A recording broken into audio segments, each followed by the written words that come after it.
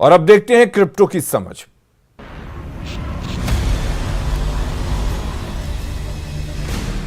ज़ेड-पे and news 18 network present crypto की समझ। Hello and welcome to news 18 network and ZebPay present crypto की समझ। आज हम आपको बताने जा रहे हैं क्रिप्टो जगत से जुड़ी कुछ खास खबरें। माइकल सेलर के सीईओ पद छोड़ते ही माइक्रो स्ट्रेटेजी 3 महीने के सबसे ऊंचे स्तर पर पहुंचा।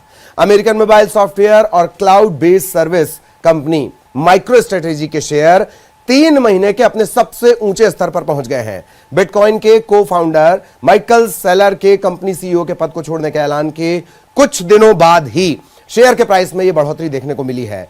पिछले दिनों सेलर ने यह घोषणा की थी कि वो अब एग्जीक्यूटिव चेयरमैन के तौर पर कंपनी का काम संभालेंगे। एक ट्वीट के जरिए उन्होंने यह जानकारी भी दी कि माइक्रो स्ट्रेटेजी के प्रेसिडेंट फोंग ली नए सीईओ होंगे।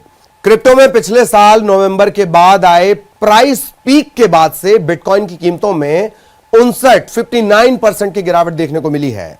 इससे माइक्रो स्ट्रेटेजी को $917 मिलियन से ज्यादा का नुकसान हुआ।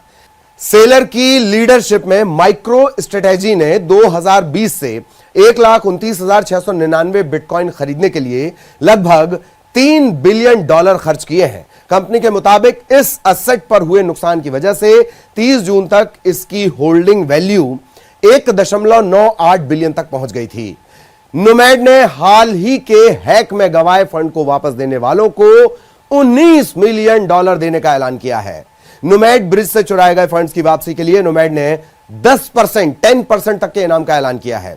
वेबसाइट और ट्वीट के जरिए कंपनी ने फंड्स वापस भेजने के लिए एक वॉलेट एड्रेस भी दिया है।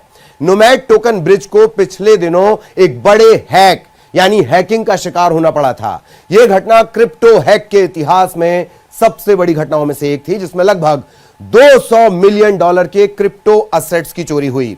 हालांकि प्लेटफॉर्म ने बिना वक्त जाया किए अपनी कम्युनिटी और हैकर्स को इस मुद्दे पर संबोधित किया।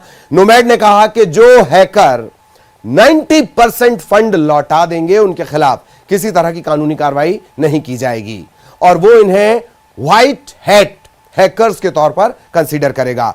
व्हाइट हैट हैकर्स को साइबर सुरक्षा की दुनिया में एथिकल हैकर्स की तरह देखा जाता है। यहां वो अपने सॉफ्टवेयर में हो रही समस्याओं के बारे में बताने के लिए ऑर्गेनाइजेशंस के साथ कोऑपरेट करते हैं।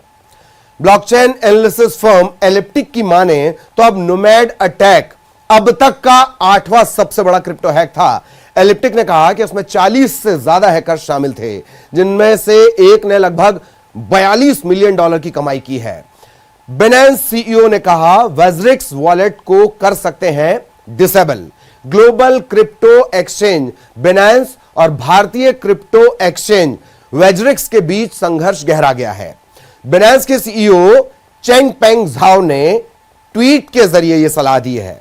वैजरिक्स में जिस किसी के भी पैसे लगे हैं वे बिनेंस में फंड ट्रांसफर कर लें। उन्होंने वार्न भी किया कि टेक लेवल पर बिनेंस वैजरिक्स को डिसेबल भी कर सकता है। बिनेंस और वैजरिक्स के बीच विवाद तब शुरू हुआ जब भारत के डायरेक्टरेट ऑफ इन्फोर्समेंट यानी ईडी इसने मनी लॉन्ड्रिंग इन्वेस्टिगेशन के हिस्से के तौर पर वैजरिक्स की बैंक एसेट्स को जब्त कर लिया। ईडी के अनाउंसमेंट के बाद बिनेंस के सीईओ ने इस बात से इनकार कर दिया कि उनकी कंपनी ने वैजरिक्स को एक्वायर किया था। यह सब हुआ जब इन दोनों के एक्विजिशन के अनाउंसमेंट को 3 साल हो चुके हैं। झाओ ने भले ही यह दावा किया हो कि वैजरिक्स के साथ उनका एक्विजिशन कभी पूरा नहीं हुआ था। वैजरिक्स के फाउंडर निश्चल शेट्टी ने इससे इनकार कर दिया। उन्होंने कहा कि कंपनी को बिनेंस एक्वायर कर चुकी है।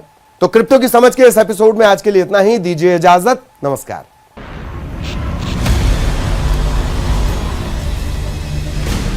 ज़ेड-पे and news 18 network present crypto की समझ।